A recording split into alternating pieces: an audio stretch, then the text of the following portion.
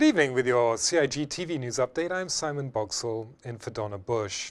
In today's top story, the Health Ministry has opened the nominations period for the 2015 National Heroes Day Awards.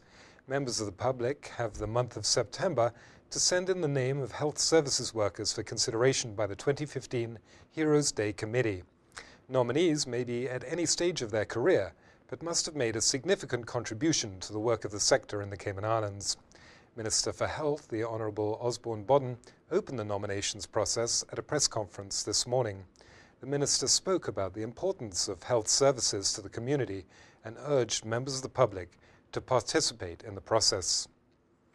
Health services are essential in any society, and many persons within the field have left a strong, positive mark on our community. The nomination process allows you to be part of this national celebration, and it also marks the evolution of health services in our country over the years. Members of the public are encouraged to nominate all those whom they feel have contributed before the end of this month. The Ministry has specified that health services include mental, dental, public and environmental health workers, in addition to the more conventional medical professions. For more information, email nhd@gov.ky. The cost of trade and business licensing fees have been significantly reduced for micro and small business owners, thanks to government's latest initiative to spur commerce.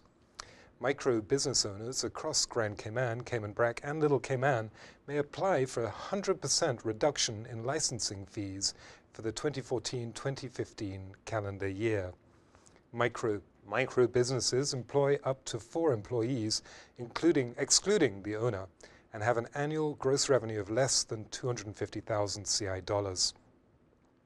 Small business owners with operations in West Bay and Georgetown can receive a 50% reduction in licensing fees.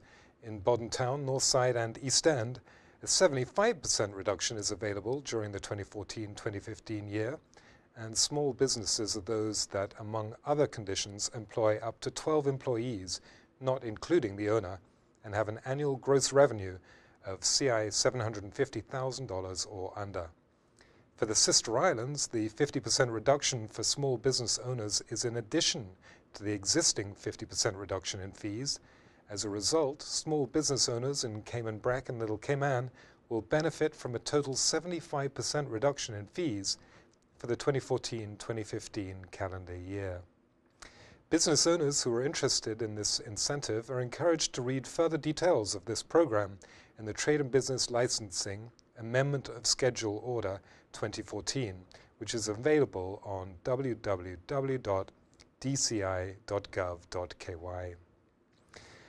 Last week, Hazard Management Cayman Islands announced that it was working with community partners to organize a month of activities to mark the 10th anniversary of Hurricane Ivan. Today, CIGTV spoke to HMCI Director, Mr. McLeary Frederick, about memories of the storm and its impact on the hurricane preparedness in the Cayman Islands. Mr. Frederick's department, HMCI, was created in the aftermath of Ivan to strengthen the Cayman Islands' ability to bounce back in the face of natural and man-made disasters. From a personal perspective, he says that he remembers the storm's impact and its aftermath. I have 2 memories of Ivan. One was during the storm, when the storm surge came in and the waves came in on top of the storm surge.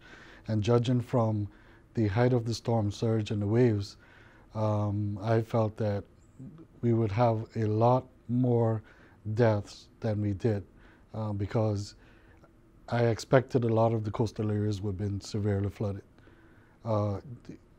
After we were able to get out, I was just dumbstruck by the amount of devastation that was around.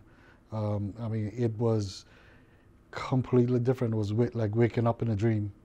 And in my trip to Georgetown a couple of days after, and on my way back home a couple of weeks after, I realized that where I was actually driving, thinking that that was the road, was actually in the bushes and in the swamp. Because there was no landmarks, there was no way of knowing where you were.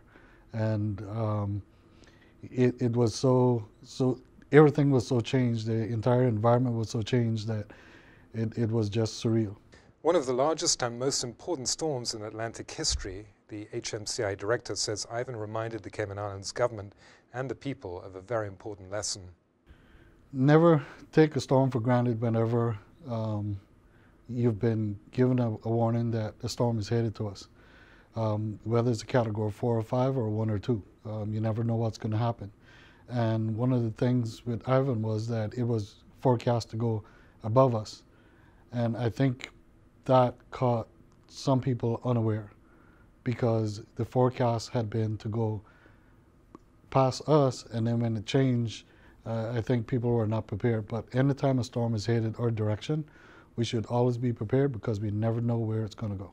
To mark the Cayman Islands' remarkable recovery from the storm, HMCI is participating in a number of community and media events in September.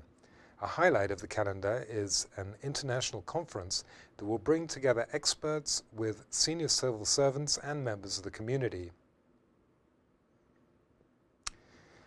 The free symposium takes place at the West Inn Hotel on the 10th and 11th of September.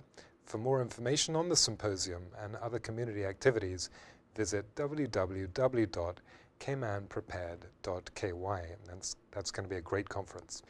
As always, reminding you to tune in to Radio Cayman's Talk Today show, weekdays at 12:15 with host Sterling Dwayne Ebanks.